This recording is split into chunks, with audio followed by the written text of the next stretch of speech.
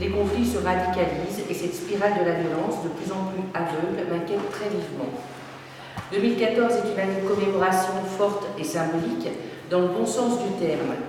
À l'épreuve des massacres actuels, il y a dans les leçons du passé que nous devons transmettre un caractère d'urgence indéniable. Agir vite avant qu'il ne revienne le pire. C'est pas que la rentrée de Michel Picard, c'est la rentrée pour toute la population. C'est d'abord tout ce qui se passe au niveau international, avec des conflits qui montent, qui deviennent de plus en plus violents, que ce soit au Moyen-Orient, Proche-Orient, en Afrique, etc., etc. Et on voit bien toutes ces violences, et en même temps c'est paradoxal parce qu'on est en train de commémorer les 70 ans du débarquement, les 70 ans de la libération, les 100 ans de 14-18, ce qui devrait justement, en commémorant, on devrait parler aussi de la culture de la paix, ce qu'on ne fait pas forcément, et on devrait justement parler encore plus de ces conflits et chercher en tout cas des solutions, et la communauté internationale se doit de trouver des solutions pour préserver la paix.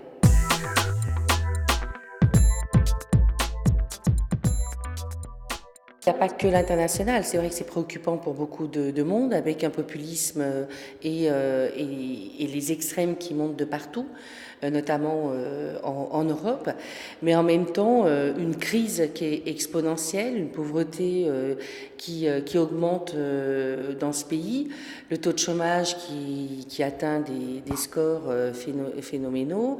Voilà, donc de plus en plus de difficultés au quotidien pour les populations.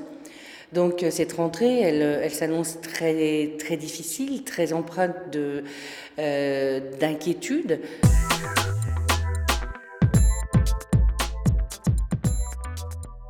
On demande aux collectivités de réduire leurs dépenses, c'est même plus réduire leurs dépenses, c'est carrément des coupes drastiques dans leur budget. Je rappelle qu'au départ, quand on a été élu comme maire pour moi, on propose un programme à nos électeurs, un contrat vénitien. Ce contrat, il est budgété. Et après les élections, le gouvernement nous annonce, on avait déjà 3 milliards en moins sur nos budgets, mais là c'est 11 milliards qui se sont rajoutés. Ce qui fait que du coup, par exemple pour la ville de Vénissieux, jusqu'en 2017 c'est 7 millions en moins. 7 millions en moins, c'est en gros, allez, la moitié d'un groupe scolaire en construction, c'est 18 mois de maintenance de tous nos équipements au niveau de la ville, que ce soit le théâtre, le cinéma, les gymnases, les écoles, les mairies de quartier, etc., etc. Donc on voit bien qu'au bout du bout, de toute façon, les collectivités, elles ont 3 leviers, soit elles investissent moins, soit elles réduisent leur mission de service public, soit elles augmentent les impôts. Les 3 ne sont pas possibles parce que de toute façon, au bout du bout, c'est la population qui trinque.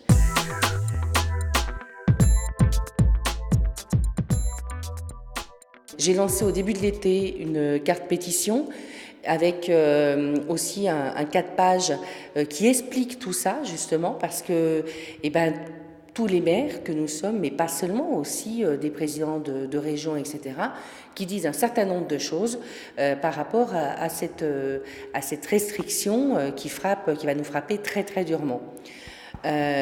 Donc moi j'appelle la population, les salariés de Vénissieux et pourquoi pas les chefs d'entreprise à signer aussi cette pétition, parce que s'attaquer aux investissements des villes, c'est aussi s'attaquer à l'emploi local, parce que effectivement, je rappelle que 70% de l'investissement, plus de 70% même, de l'investissement public en France est fait par les collectivités.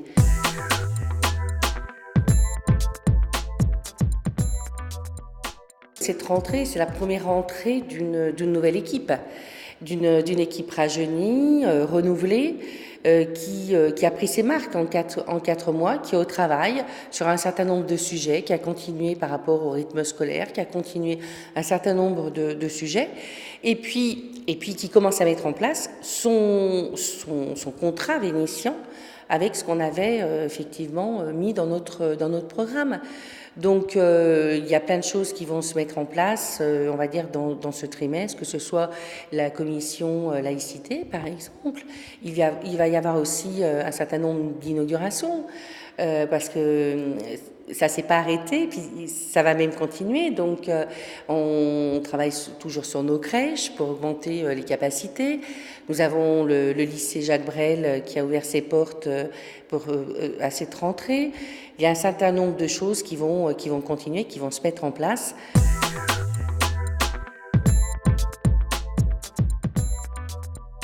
C'est un équipement public qui accueillait des jeunes, à peu près 150 jeunes dans la saison.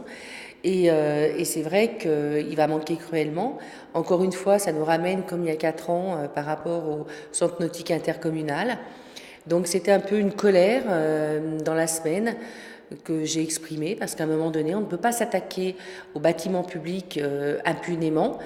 D'abord parce que c'est l'intérêt général, le bien commun, ça appartient à tout le monde. C'est du lien social, du vivre ensemble qu'on attaque, et ça, c'est inadmissible. Donc j'ai demandé effectivement au pouvoir de police, de justice, de faire le nécessaire pour d'abord toute la lumière soit faite sur ce drame, et ensuite qu'il y ait sanction.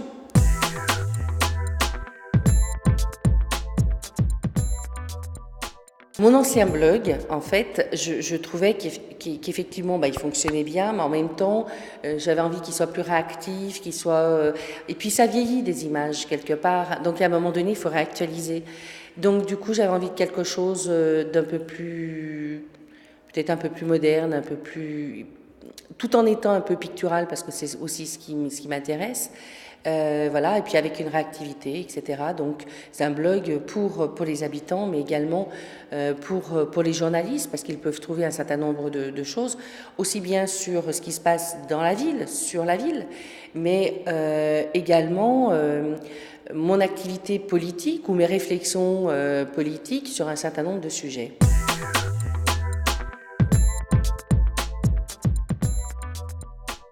Révoltée, oui, mais toujours, mais surtout combative, oui. Et la rentrée, effectivement, a besoin de combat et de détermination.